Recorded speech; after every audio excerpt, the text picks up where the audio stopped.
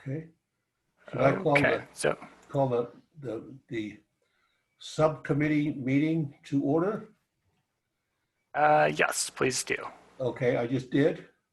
And Dan, I'm going to let you make introductions, and you have our comments, so run with it, please.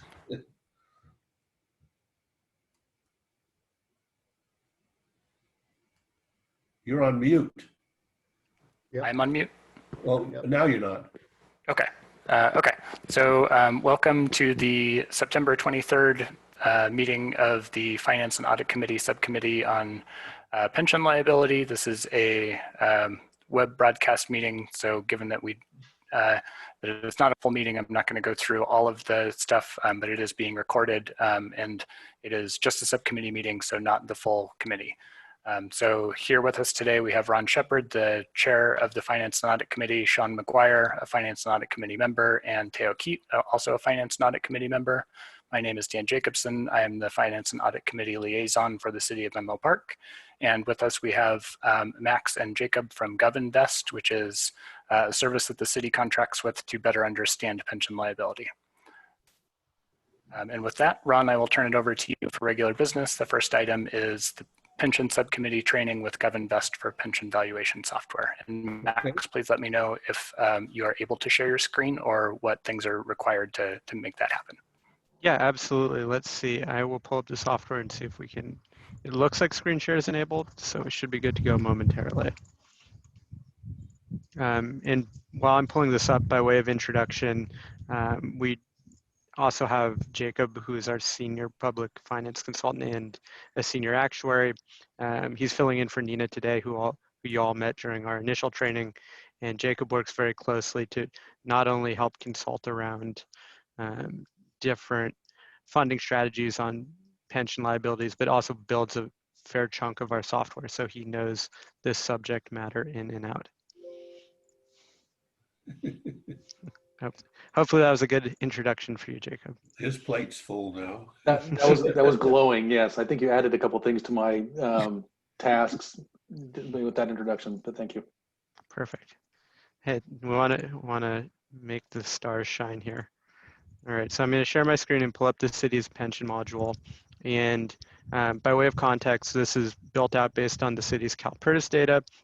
We went through this at a high level during our initial meeting, and we want to use this time as an open forum to answer questions the committee has around different strategies for addressing pension funding, as well as take advantage of Jacob's time to answer any kind of technical questions or insight that we're seeing from agencies we work with across the state.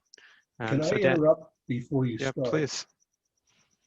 When you're finished, will the presentation, will we be able to get into the program ourselves and then manipulate it for variables that we want to play around with?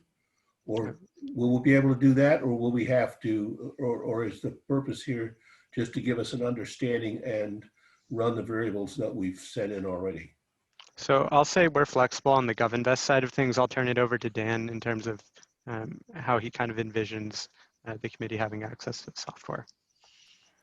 Yeah, so we have set up login credentials for each of the pension subcommittee members, so we can send those after this meeting. We did just want to take this opportunity to go over the interface and go through some of what you might be interested in looking at so that you have some context prior to logging in, just being thrown a bunch of this information. But yes, you will have the opportunity to log in and run your own scenarios. Perfect, thank you, Dan. Great. And I would definitely add, from experience, it's better to have the walkthrough. In addition, Dan, I can forward you a link to the user's guide for the software. It's always helpful to have some additional context when logging in. So that'll be something you can distribute as well. And before I actually dive into walking through the software, just a quick check. I know that there's a lot of small details. Are you all able to kind of see the screen clearly and kind of the subheaders? Would it be helpful to zoom in at all? I can see it. Okay, yeah. Perfect. Yes. Awesome. So What I'll do is frame out the initial functionality of the software, talk about some data points different cities are looking at, highlight how to run some scenarios. In this case, I'll use an example of what a lower discount rate would look like. And what we want to do is make sure this time is as valuable for the committee as possible. So please don't hesitate to interject with questions. We're happy to take this walkthrough in any direction that y'all need. Perfect. So diving right in, this is the City of Menlo Park's GovInvest pension module. So it features visualizations based on CalPERS data that the city has forwarded over to our actuarial team, folks like Jacob and Nina, who you met on the last call, who then take that data and run it through the same series of assumptions and adjustments that CalPERS uses when creating the city's biannual valuations, and then puts it in the interface in order to offer a series of projections and then allow for running scenario analysis around different variables on the macro level, such as changes in discount rate or investment return, and more city specific, such as the impact of changes for salary or plan specific data. And the goal here is to use this software to run scenarios and create more informed data driven decisions when deciding how to address pension liabilities. And to frame out the software, the way we like to think of it is it's broken out into two key components. The bulk of the screen here, this white area, is what we call the graphic display. So this is going to house the visualizations that default to the CalPERS assumptions and adjustments. The left-hand side of the screen here is what we term the analysis sidebar. So this is where you can start to run those what-if scenario analysis around different variables you might want to stress test. So to start, I'll walk through the graphic display, highlight the functionality of changing variables, and then we'll go into the sidebar and run some scenarios. So to navigate the graphic display, all of the functionality is housed in this center bar running through the middle of the screen. So our visualizations are broken into two categories that our actuaries think are pertinent for cities to think about: liabilities, what you owe to CalPERS, and then costs associated with paying down those liabilities. So you can toggle between either of these two key metrics by selecting the buttons here. And then in order to gain a more enhanced perspective on either of these metrics, we have what we call a series of sub-metrics. So these are other ways to slice and dice costs and liabilities in order to gain a more all-encompassing perspective of their impact. So you can change sub-metrics by the center drop-down here. On the liability side of things, I think folks tend to be most focused on this liability overview screen, which shows the different components of your liability, your total accrued liability, the assets you have on hand to pay down your liability, and then big data point folks are cognizant of your unfunded actuarial liability, which is that gap that you have to pay interest in on your annual CalPERS And does that payments. include all 4 Menlo Park funds together, or are they Yes. separate? And I'll let Jacob kind of talk about how it's blended together in this presentation, Okay. visualization.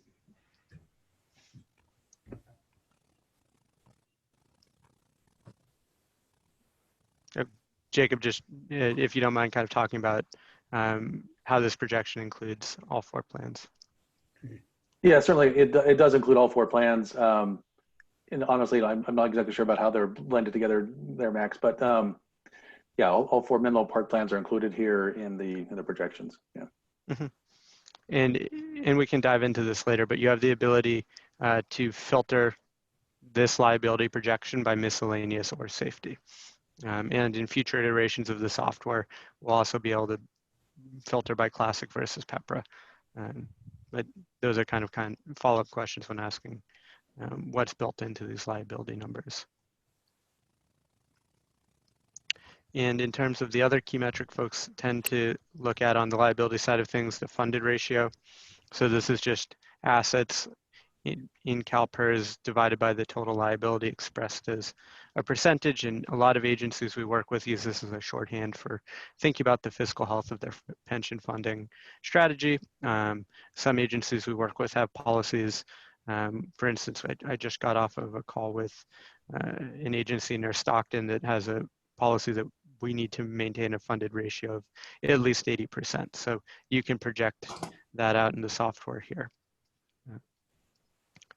On the cost side of things, folks are most cognizant of this pension cost overview, looking at how this cost is broken out. Again, this is a total cost for all four plans, and what drives that cost. So looking at your total employer contribution, you're able to quickly see how that's broken up between your unfunded liability contribution, usually paid in a lump sum to CalPERS in June or July, and your normal cost, the cost of benefits earned by employees every year. And if you want to look at this visualization in a different manner, we have a series of different charts that we can pull out in order to make sure this is presented in a convincing manner. I would say most folks, when they're doing analysis, tend to look at the table view, so you can have a year-by-year breakdown of the different metrics that you're looking at. And if you want to download any of this information out of the software, you can do so by downloading it via the button on the lower right-hand corner of the screen. So I know that was a lot of kind of navigation and functionality all at once. I'll take a pause here. Are there any kind of questions in terms of filtering graphs, changing how they're displayed, or pulling this data out of the software? Well, I'm curious. I thought the unfunded portion was funded over a 20-year period, but it looks like from the chart that the unfunded contribution goes up every year. How does that? That's a really good question, Jacob. Why would the unfunded liability contribution go up year over year? So maybe Max, you can navigate to the contributions page, and we can look at the pieces of that go into the contributions. Yeah, so we're looking at the contribution. Okay, I'm sorry. Yes. Yeah, so I can zoom in a bit. I know it's a little small. Yeah, it's a little small. Actually, I can move this over to my other screen so I can see a little better. So your unfunded liability is, the pieces that go into the contribution related to your unfunded liability. Those are the amortizations of the existing unfunded bases. So as that unfunded liability is amortized over future years, there's a built-in increasing payment in the way those liabilities are amortized. And in addition to that, maybe Max, you can go to the amortizations. Do we have that on? Yes. Yeah. Here. So these are all the amortization bases that are existing, and you see some of them are negative and some of them are positive. And so the reason why those payments are going up in the future is because some of these big negative payments are being fully amortized, and you're left with mostly the negative. In this case, a negative amortization is actually a good thing. That's a gain. Like your assets came in higher than expected, that would produce an actuarial gain. And so the positive bases are what's left, and that's what's causing your costs to increase over time, is just the amortization of these liabilities. And yes, you're right. Over time, say in the next 20 years, you'll find that these bases are fully paid off and your liability becomes fully funded. And we can show that in the software to walk through, say, right now it defaults to a 5-year projection. If we were to move it up to, say, a 25-year projection, I'll let it calculate out here. We can see how the costs are projected to evolve over time, and it's going to coincide with paying down your liabilities. So just jumping back to the liability and going to the table view here. As you mentioned, you're on that 20-year schedule. So looking at this projection, in 2040, you can see that the software is moving your unfunded liability to an asset. So that's assuming that your liability has been paid off. And in order to meet that schedule, you can go over the cost tab and see specifically what projected costs are needed to pay down those liabilities. And these projected costs come from those amortization bases that Jacob was talking about, how they're all kind of layered on top of each other. And they all have their unique payment schedule. And in order to understand what the contribution is, it's looking at kind of in aggregate that payment schedule. And Jacob, please feel free to chime in if there's anything I'm kind of missing or a better way of framing that out. No, I think that's I good the have way a you stated it. question. Yeah. This is Sean here. I have a question. These costs that are going out, these are also taking into account whatever investment return assumptions we have, correct? Correct. This is a great segue to the sidebar. So you can look at the assumptions and adjustments that are used in order to come up with these cost projections. And as you noted, this is going to assume that every year moving forward, CalPERS hits their assumed rate of return of 7%. And that 7% is derived from their 7% discount rate that they use. Got it. So the investment return was 6.7, 18-19, and 4.7, 19 to 20. Correct. Interesting. And So when go you have ahead, Jacob. so when you have investment returns less than your assumed rate of return, that creates a loss, an actuarial loss that gets added to the existing unfunded liability, and then is then amortized over. I forget what the amortization period here is, Max, but amortized It's over a a specific 20 years and 15-year, 5-year ramp it up first, and then 15 years of level dollar payments. Right. Okay. And so that smooths out the impact of your gains and losses over 20 years. If it was not for the amortization of these unfunded liabilities, what you would see would be drastic swings in costs from one year to the next.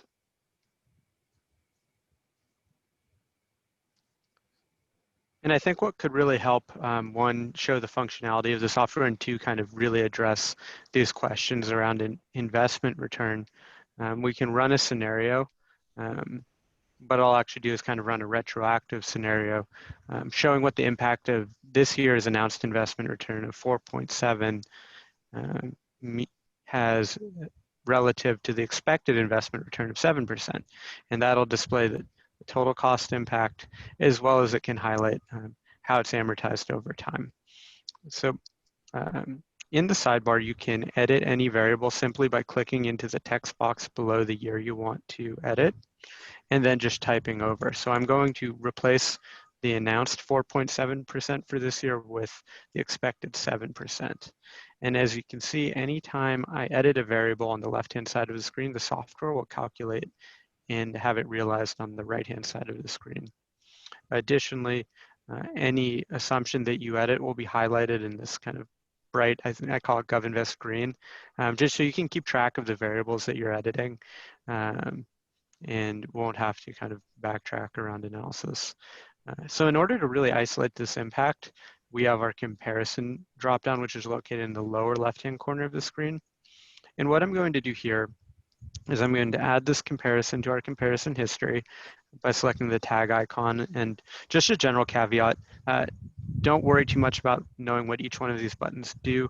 If you hover your cursor over, you'll see a child window appear with instructions as to what they each do, as well as it'll be outlined in the user guide that we send around. So I've made this new comparison. I'm going to make this comparison our baseline. So now all future comparisons will be compared to this baseline that was what was expected for the city before the investment return was announced. I'm going to now turn on the baseline comparison. So this is going to overlay this scenario against the scenario I'm about to run. And I'm just going to replace that 7 with the announced 4.7. Hopefully there's a decimal place in there. There we go.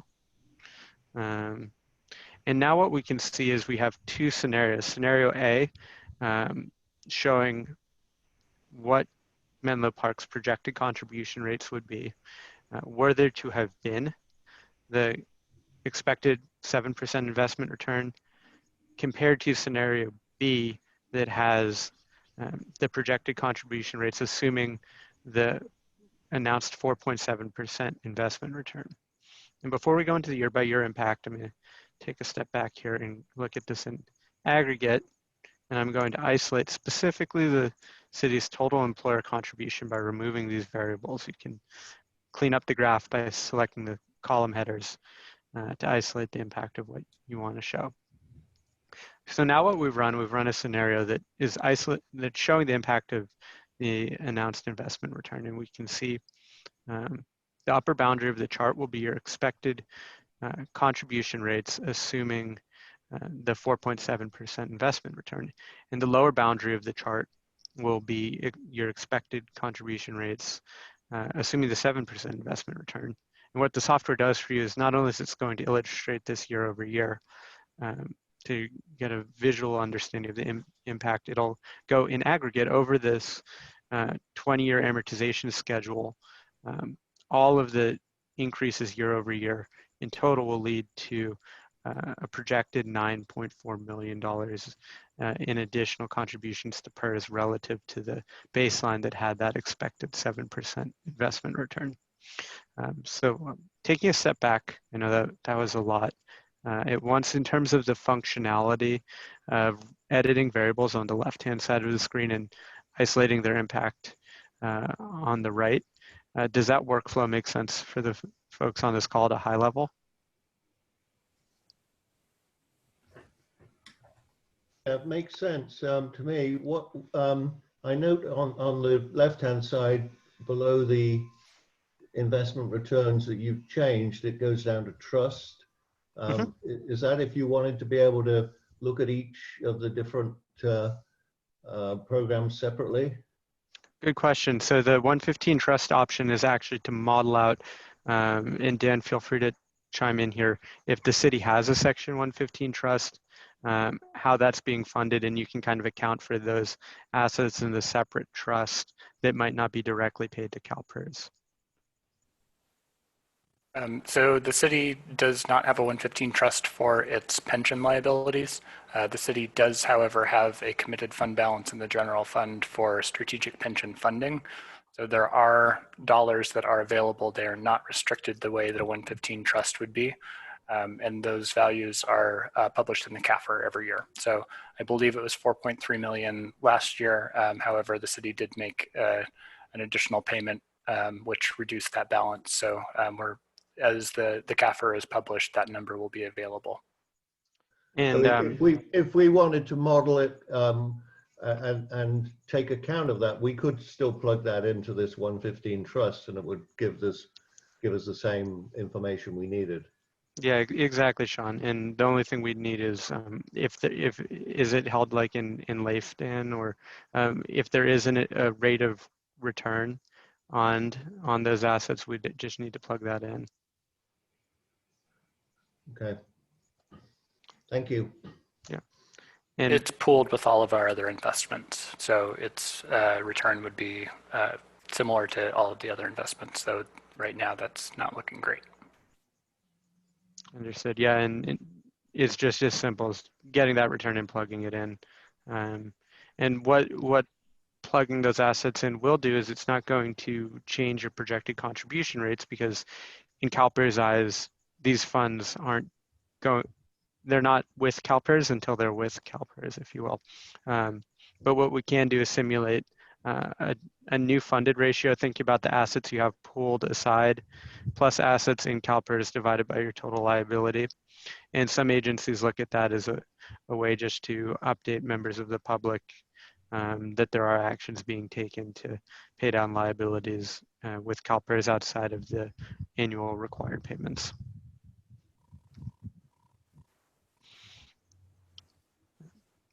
So on our end, that's kind of a high-level walkthrough of the software. I really want to, open up the floor. Are there any other questions around scenarios? What other pieces of information that we can provide would be helpful? Well, I'm kind of curious to find out what the unfunded liability is at a particular point in time, given different investment returns. So right now we're using 7%. So what happens if you go down to 4.7, which is what you got last year? What does that do to the unfunded balance? Yeah, absolutely. Not the annual contributions, but the unfunded balance. Understood. Yeah, that's something we can definitely simulate. Now, are you assuming 4.7 for the foreseeable future or for the next few years? I would just say for the foreseeable future, because that's what you earned last year, which we know right now is going to be wrong, but best we have. Okay, so what I've done is I've plugged in this 4.7 moving forward, and it would have a drastic impact. What I'm going to do is go over to the liability side of things, and I'm going to just isolate unfunded liability, put it here, and I would say, it's literally off the chart. You can see if they were to use a 4.7%, if there were to be a 4.7% investment return, or even if you were to use a 4.7% discount rate, it would drastically increase the city's unfunded liability. And actually, Max, if you change the discount rate to 4.7, it'll even, which they like, if this were to be reality where year after year, the investment returns are really low and your actuary says, okay, now we're going to have to change our actuarial assumptions on our liabilities and lower those to be equivalent to say 4.7, then that would even exacerbate the problem even more, because then now your liabilities will be much, much higher. Well, that's precisely my point. I don't think PERS is calculating the unfunded liability, I don't want to say properly, but using an assumption that they haven't met. So if you go down to the 4.7 and we've got, say, an unfunded liability, I don't know what it is, 35, 40, 50 million. What does that do at the 7.25%? What does it do to the unfunded liability at the 4.7? Yeah, and let's put this in the table view so you can kind of see. Yeah, and I'll just put my actuarial 2 cents in here for a moment. Please. One thing you just need to keep in mind, Ron, with these actuarial assumptions, I'm going to defend the actuary here for a minute, is that these are long-term assumptions, right? These are 30 to 50 year assumptions. Yeah. And so if you look 30 years back at investment returns, and then you look at the market outlook from the experts, the economists and investment advisors, the long-term projections for assets is 7% is right in line with what long-term projections are. So you just have to keep in mind that it's easy to look at, okay, we've had the last few years we haven't met our assumption of 7% and get kind of panicky about that. But if you have to keep in mind this is a long-term plan. This is not a short-term plan. And if you start making decisions on your fund based on your short-term perspective, then no, I hear you. Okay. But my opinion, which isn't worth anything, is that the discount rate they're using is overstated because they've already announced they want to decrease that over the future, which indicates to me they're afraid to do what they think's right now because it's going to scare everybody to death. And that, I don't know, I think I read something in Bloomberg a couple of years ago, the average rate of return over the last several years was about 5%. And then the other part that I'm intrigued by is that they're taking a 5% discount or the 7% discount on the total liability, where they only have it funded 70%. So they've got to make 10% on the assets to get a 7% return on the actual assets that are invested. Is that, am I flawed in my thinking? Ron, yeah. the last time we met, I think we covered that issue that the way the model is built, it takes into account the fact that we are not fully funded. Okay. So I'm just curious. So if you use at the end of this year, the unfunded liability is 70 million with a 4.7%. Am I reading this right? And 60 million with the 7% investment return. So the figure in the black will be the the 4.7% Okay, investment return, and then the figure in the orange will be your baseline that assumed the 7. What I would say is a lot of agencies we work with do kind of run into this challenge, and we work with a lot of agencies that kind of run simulations in our software and look at something along the lines of they start budgeting for contributions using like a 6.75 or a 6.5 or 6.25% discount rate to have a more realistic understanding of where the long-term discount rate could land, and that could be a little bit more feasible than budgeting for something at say a 4.7% okay. investment return moving forward. And I must confess, I'm dangerous because I went to a 1-week course at Towers Perrin on an actuarial primer or whatever you call it. And so, You can't trust those guys at Towers Parents. So no, yeah. I can only say that because I used to work for Towers. You used to work there Yeah. in Atlanta, or No, years ago in Los Angeles, actually. Oh, okay. No, I'm just kidding. They're good. Well, They're my good. They know concern what they're is really this, that we have an obligation to pay pensions because we promised them, and I'm concerned we're not going to have the money when we get there. Yeah, doing. and That's an understandable concern, and as yes, we've had some bad years, but we've had some really good years in the past too, of 19-20% returns, and yeah, we should see that again. You'll see positive returns in the future that overcome. But not to be argumentative, I see that I don't see the returns really improving much when you look at I don't know how much of the investments are in fixed income, but the fixed income rate of return has gone completely bonkers, and a lot of the investments are in commercial real estate. That's not very good, and so you're looking at equity, I guess, and that's, well, I don't know. And I'm a pretty optimistic guy, so I don't want to sound like a. You're not. I don't think you're wrong, Ron, and in your concerns, and I think like what Max said is what a lot of agencies are doing is using the software to model and budget, using something a little more conservative than what the actuary is using. Okay. And then budget based on that. Okay. And so that using like a 6.5 discount rate and return assumption, then you kind of budget based on that rather than Okay. what the actual. Then what you're doing is you're putting a little bit of extra money into the fund. Yeah. That's okay. Hey, Max, I have a different question. sure. For this projection of the next 20 years, do you use a fixed mortality rate? This is a good Jacob question. Okay. The mortality rate, we're using the current mortality assumption.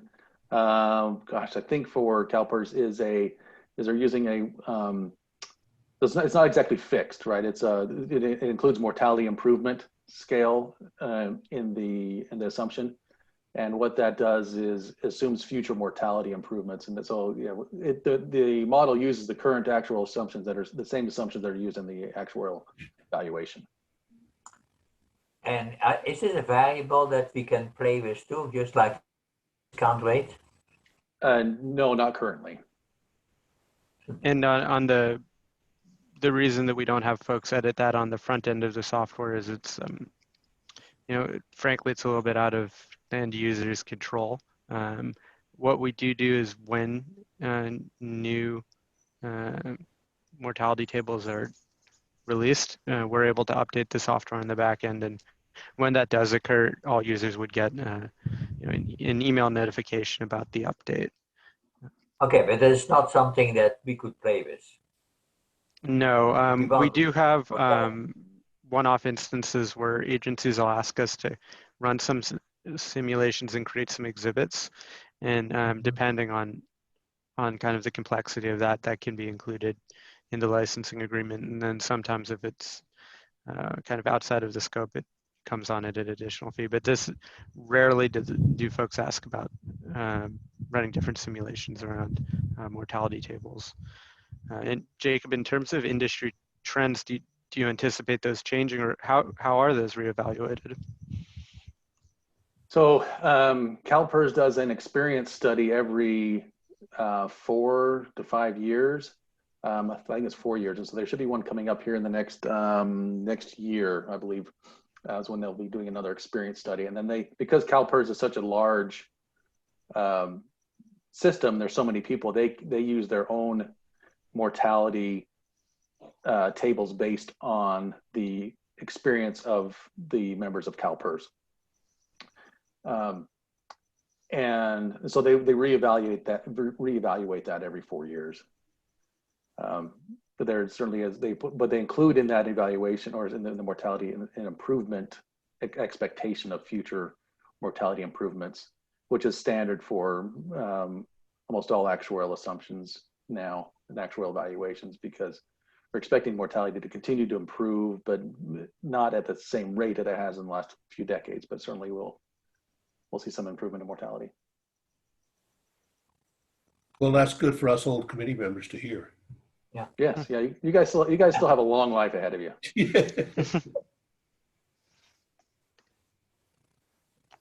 Great. So any other kind of questions, ways that we can help out here? I mean, thank you. Yeah, thank you. Personally, I'm interested in getting the kind of instructions so I can play with this. But it looks like it's an interesting tool. It looks Yeah. very powerful. Yeah. And we're working, for kind of more formal presentations, we're happy to pull information out and put something together. I know we're doing something for Burlingame, actually meeting with them tomorrow. And that's something we do for a lot of cities, and we're always happy to help out there. Okay. Thank you very much. Do any committee members have any questions, or are you all minds fully loaded? I'm good. I found this very instructive, and I think it's a very powerful tool, and I look forward to using it. Yeah. Yeah, me too. Okay. Thank you very much. Tao, you all, Yeah, I'm fine. Great. okay, great. Excellent. Very informative. Thank you very much for your time. Dan, thank you very much for putting this together. And if you could send us the information when you get a minute, maybe before that. Appreciate it very much. So I guess we're all ready to sign off. Huh? Dan, do you have anything else to add? Nope, there's really nothing else for this meeting. Okay, great. Okay. Yeah. All right. Thank you. Thanks, everyone. Thank you very Thank you, much. everyone. Okay, Nice to meet you all. Thank you. Bye. Bye, everyone. Bye. Thank you.